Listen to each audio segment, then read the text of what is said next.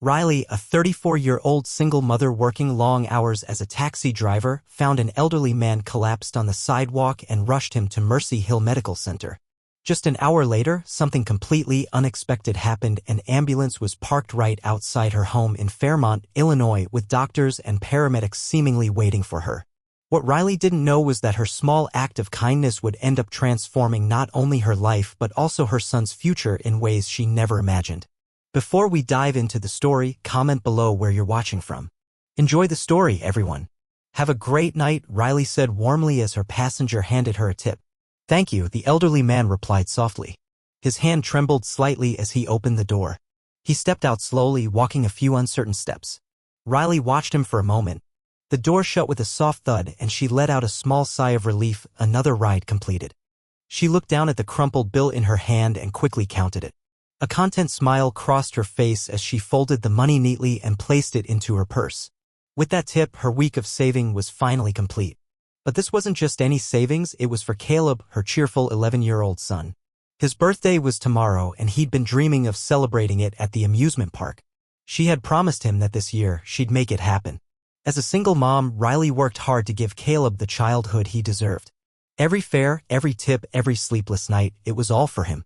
Saving up for park tickets, a small gift, and even a slice of cake had taken everything she had. But tomorrow, she would finally see his face light up with joy. And that made every hour of work worthwhile. She adjusted her seat and started to reach for the ignition, then paused, catching something in the rearview mirror. Her heart skipped a beat. The elderly man she had just dropped off was no longer walking. He was on the ground, his frail hand weakly raised as if calling for help.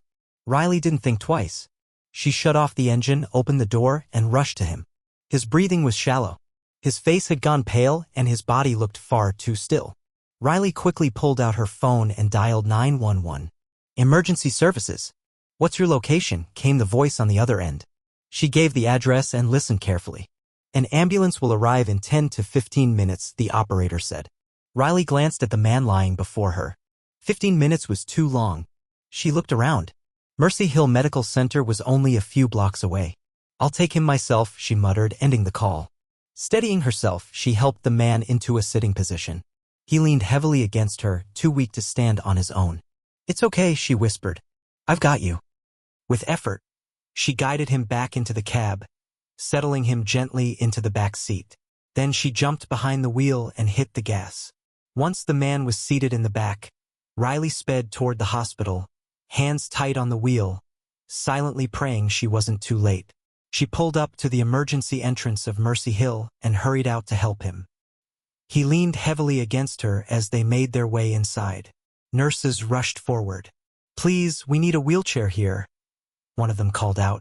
A nurse came with one, and together they eased the man into it. A doctor arrived moments later and began examining him. What happened? Asked a nurse, glancing between Riley and the patient. I found him collapsed just minutes after dropping him off, Riley said, still catching her breath. He was walking fine at first, then suddenly he was on the ground. The nurses exchanged a quick look and nodded. They wheeled the man through the swinging doors toward the treatment area.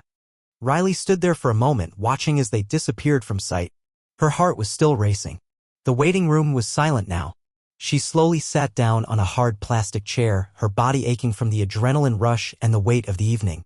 It had all happened so fast, she hadn't yet wrapped her head around it. A few minutes later, a nurse with a clipboard approached her. Hi, are you the one who brought in the elderly gentleman? She asked gently. Yes, Riley replied, sitting up straighter. Well, the good news is his condition is stable, the nurse said with a reassuring smile. It's nothing life-threatening, likely a combination of fatigue and low blood pressure. She glanced down at her clipboard before continuing. However, he'll need some immediate care, tests, and medication. Unfortunately, we couldn't find any contact information or family details. Would you be willing to assist with the cost? It's not much, but we need to move quickly. Riley's breath caught. Her hand moved to her purse instinctively where the week's savings were tucked neatly away. That money was for Caleb for his big day tomorrow.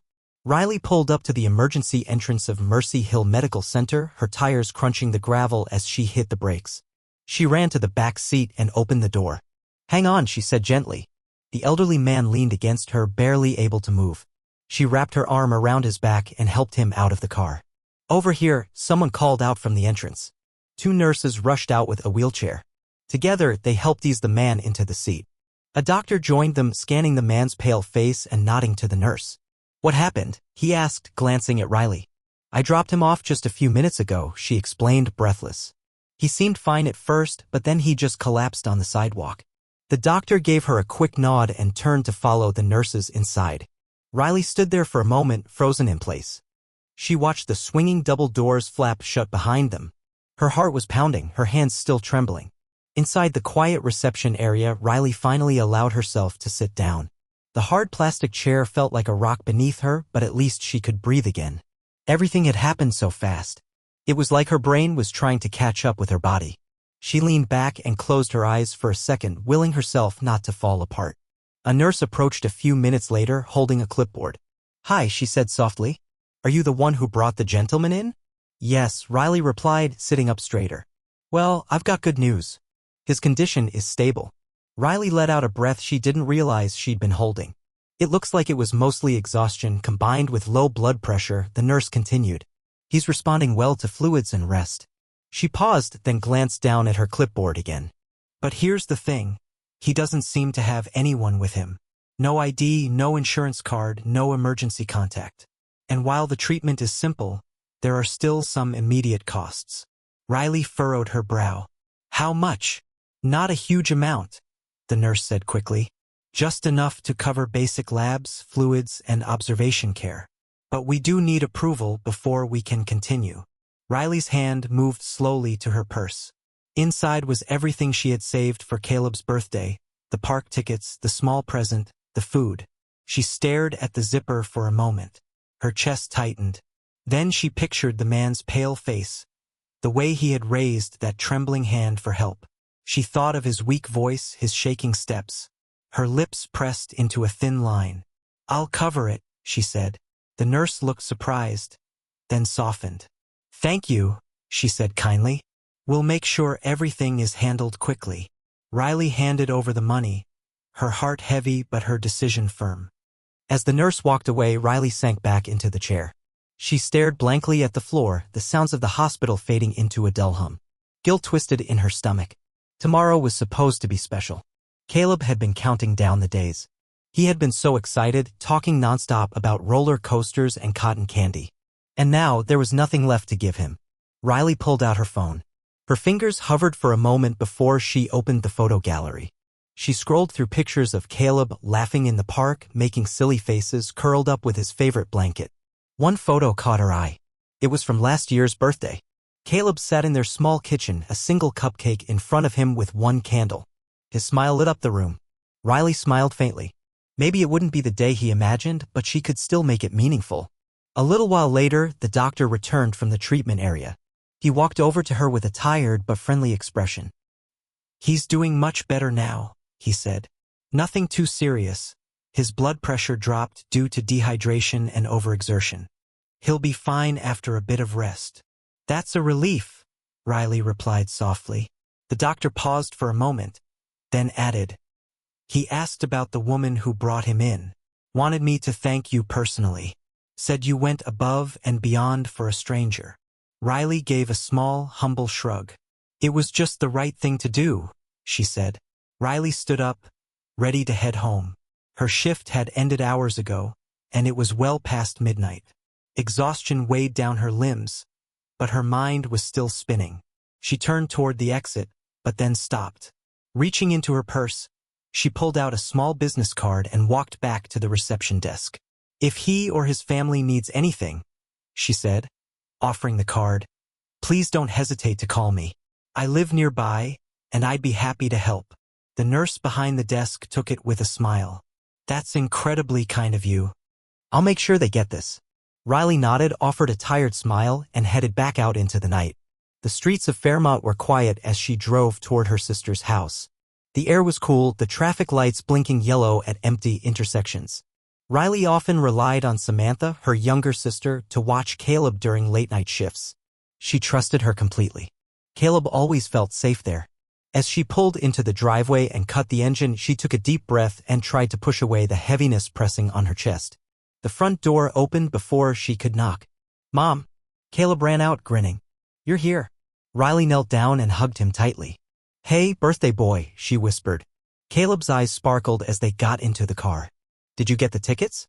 Are we really going to the amusement park tomorrow?" he asked, practically bouncing in his seat. Riley gripped the steering wheel a little tighter. She didn't know how to tell him. "We'll talk about it when we get home," she said gently. "Okay," Caleb chirped.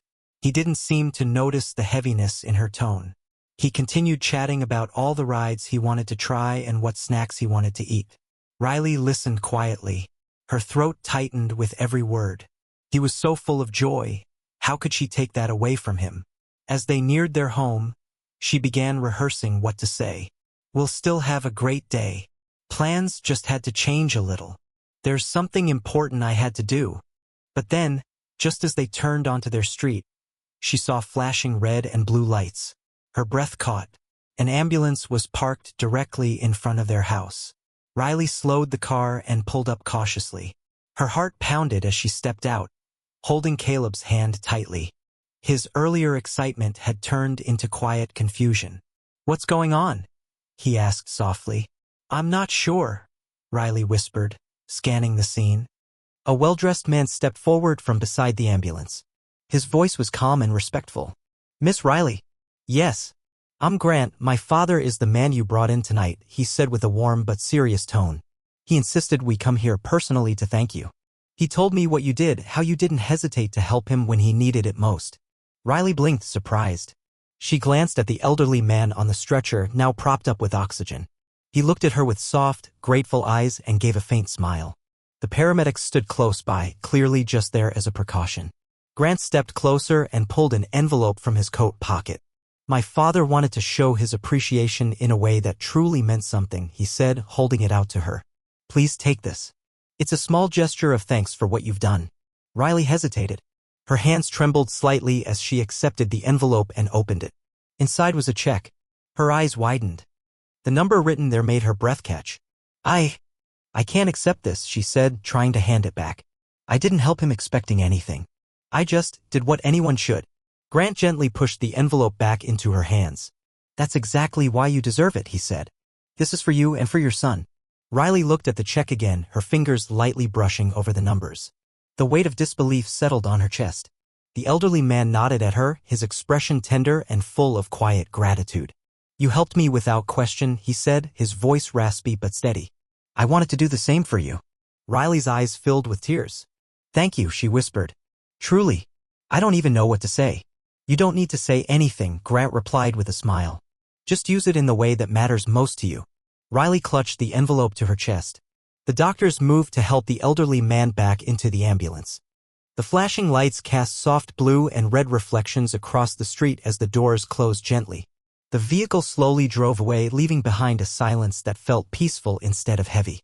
That night, Riley stood on her porch in the quiet calm, Caleb beside her. Her eyes were still fixed on the now empty street. The envelope in her hand felt warm, almost alive, with the promise of a better tomorrow. Her simple act of kindness had returned to her tenfold. For the first time in a long time, she felt something unfamiliar rising inside her. Hope. The money wasn't just a gift. It was a doorway. A chance to give Caleb the life she had dreamed of for him, one without constant struggle. A life full of laughter, joy, and real birthdays. The amusement park trip could still happen, maybe not tomorrow, but soon. And when it did, it would be even more special. Riley turned to her son and smiled. "Come on, kiddo. Let's go inside." Caleb took her hand. "Will there be cake?" he asked sleepily. Riley laughed softly. "There'll be more than just cake, sweetheart." She opened the door, and together they stepped into their small house, into a future brighter than either of them had imagined just hours before.